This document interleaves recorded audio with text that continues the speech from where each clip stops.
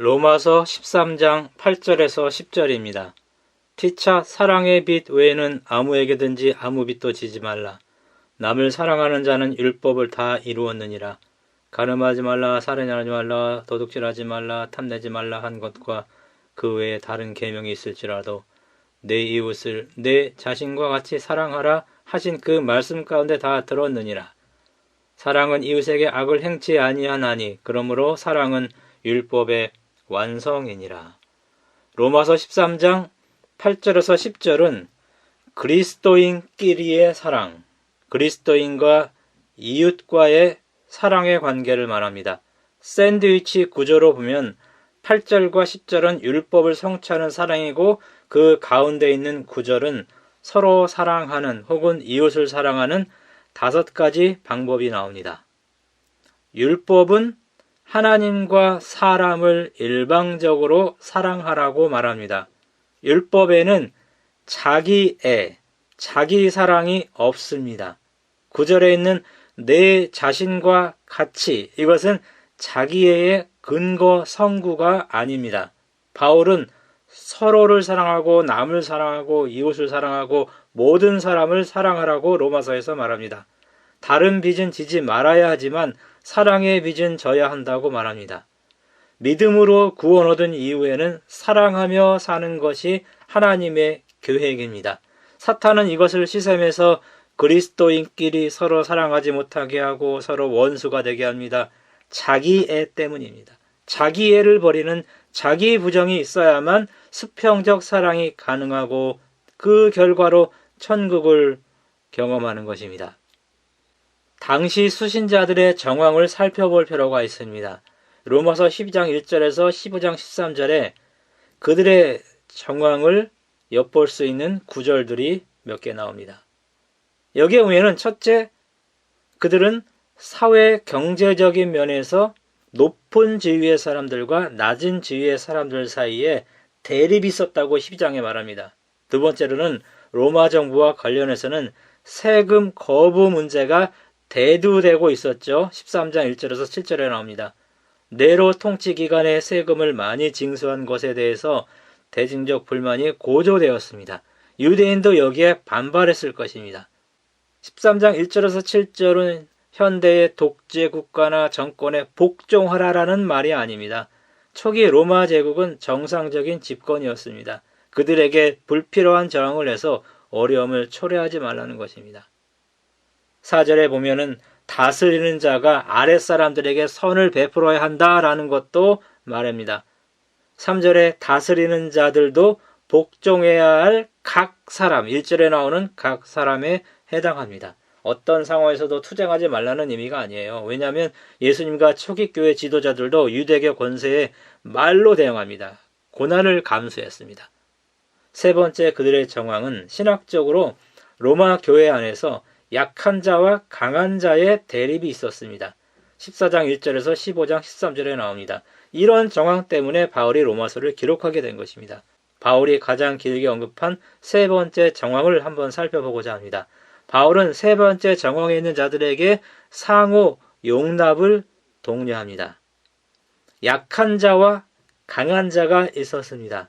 약한 자는 유대인 그리스도인이었고 강한 자는 이방인 그리스도인이었습니다. 바울은 이방인 그리스도인 편에 속했죠. 다른 말로 강한 자 편에 있었습니다.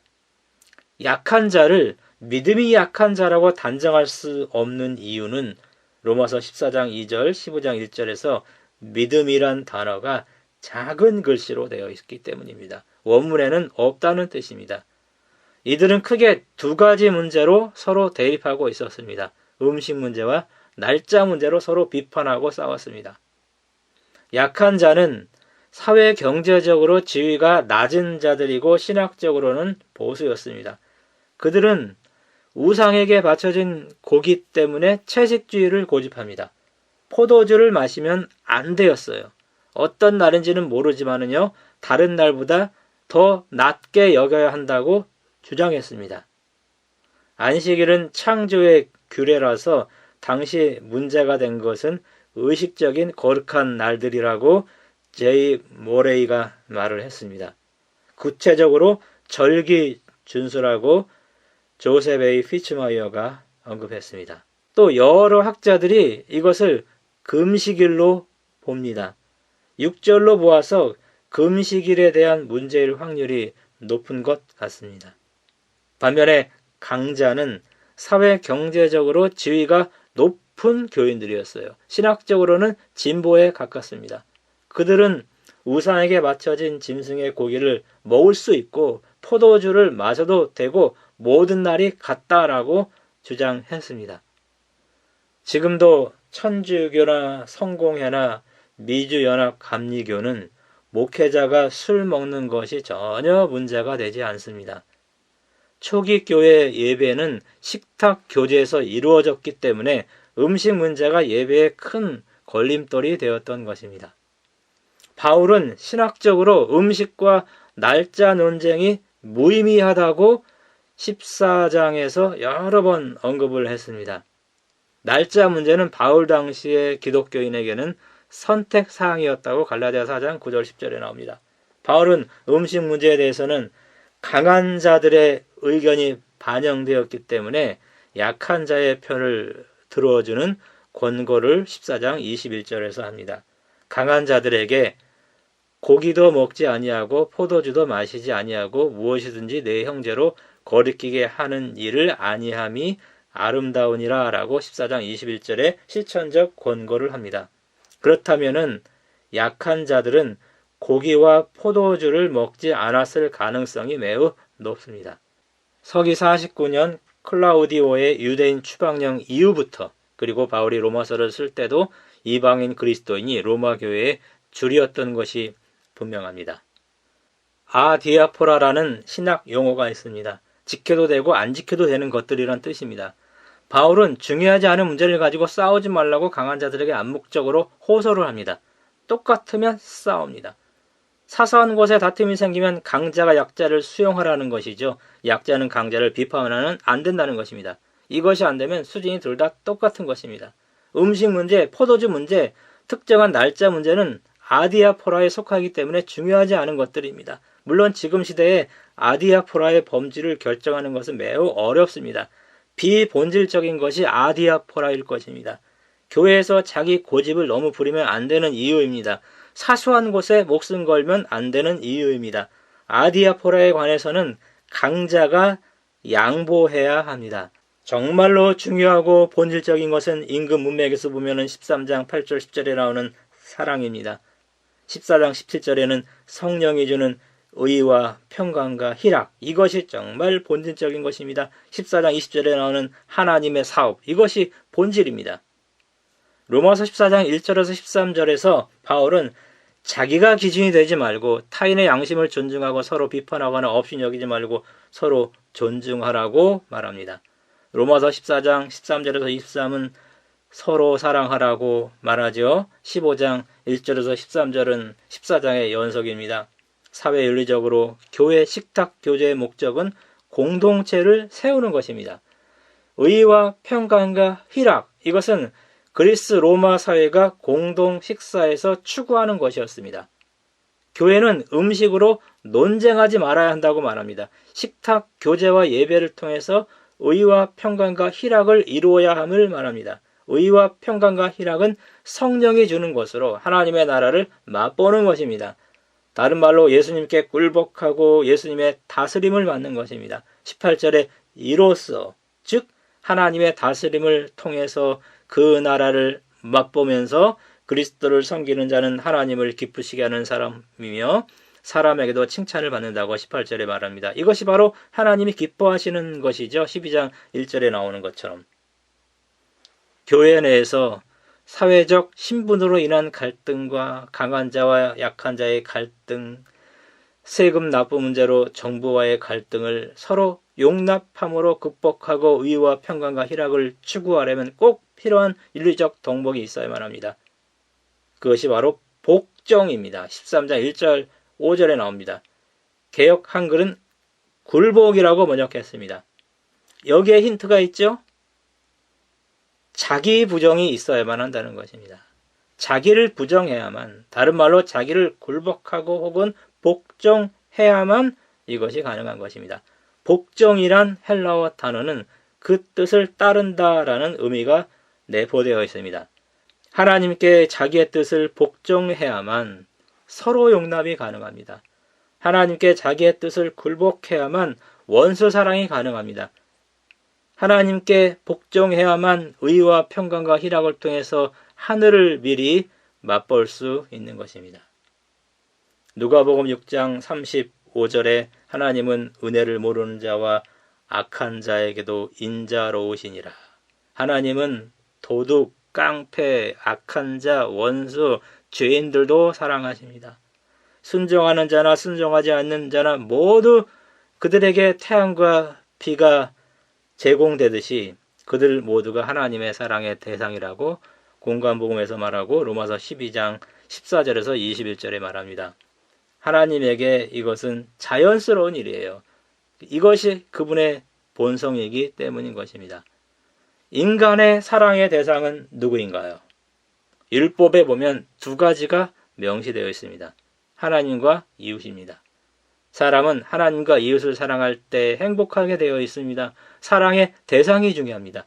짝사랑이나 감상주의적인 사랑에 빠진 청소년들에게 행복하냐고 물어보십시오. 마음이 더 아프다고 말할 것입니다. 사랑하면서 행복하지 못하면 그 이유가 여기에 있습니다. 사랑의 대상이 잘못 설정되었기 때문입니다. 사랑의 대상이 잘못 설정된 것, 그것이 바로 죄입니다. 그 사랑의 대상이 돈, 명예, 권력, 남의 아내, 남의 남편, 세상 또는 자아라면 그것 때문에 불행하게 됩니다. 율법에 자기를 사랑하라는 규정이 없습니다. 나는 하나님이 사랑하기 때문입니다. 자기애 혹은 이기심이 모든 불행의 원인이 됩니다. 총알이 목표물을 맞추려면 총알을 전진시키는 화약과 방향을 잡아주는 총열이 필요합니다. 화약만 있으면 위험합니다. 총열만 있어도 무용합니다. 우리의 목표는 이웃과 하나님입니다. 사랑은 이 목표를 향한 총알을 전진시키는 화약입니다. 율법은 그 방향을 잡아주는 총열입니다. 그러므로 율법 없고 사랑만 있으면 위험한 것입니다. 사랑을 강조하는 로마서 12장 9절 10절과 13장 9절 10절 이 사이에 성도들에게 고난, 핍박, 어려움을 주는 원수들이 나와요. 그 성도들을 다스리는 유정자들이 나옵니다. 이들이 사랑의 대상입니다. 로마서는 자기를 사랑하는 자기애로 서로를 사랑하고 남을 사랑하고 원수를 사랑하고 이웃을 사랑하고 모든 사람을 사랑하라고 명령합니다. 1997년 10월 테레사 수녀가 타계했습니다. 사랑과 희생과 봉사의 정신을 우리에게 보여준 분입니다. 다이애나비의 종말과 테레사의 죽음이 며칠 상관으로 있었습니다. 한 여인은 부유했고 한 여인은 가난했습니다. 한 여인은 에로스의 사랑을 찾다가 좌절했고 한 여인은 아가페의 사랑에 승리했다고 사람들은 말합니다. 마더 테레사의 어록 중에 이런 글이 있습니다. 나는 하나님의 손에 쥐어진 몽땅 연필이라고 항상 말합니다. 그분이 언제 어디서든 당신을 사용할 수 있도록 그분 손에 쥐어진 작은 도구가 되세요. 마더 테레사는 세상을 아름답게 채석했던 사랑의 몽땅 연필이었습니다. 나이팅게일은 크리미아 전쟁 중에 첩자로 몰려 사형을 당했습니다. 아군만 치료하고 적군은 치료하지 말라는 명령을 어겼기 때문입니다. 그의 마지막 말은 애국심만으로는 부족합니다 였습니다. 자기 가족, 자기 사람들만 사랑하는 것으로는 부족합니다. 그리스도는 이 한계를 넘어야만 합니다. 1948년 10월 19일에 제주 폭동을 진압하기 위해서 여수에 집결했던 군인 중에서 공산주의 사상에 물든 남로당 계열의 일부가 반란을 일으켰습니다. 양미를 학살하고 4시간 만에 여수를 장악하고 순천까지 점령했습니다. 두 도시는 무법천지가 되었습니다. 공산 폭도들의 세상이 되었습니다. 인민재판을 열어서 공산주의에 동조하지 않는 사람들을 죽였습니다. 이때 중학생이었던 손양원 목사님의 두 아들이 그의 친구들에 의해서 총살당했습니다. 손양아 목사님은 4일 후에 그 소식을 들었습니다. 반란이 진압되고 두 아들을 죽인 자 중 하나인 안재선이 체포되어서 총살령을 받게 되었습니다.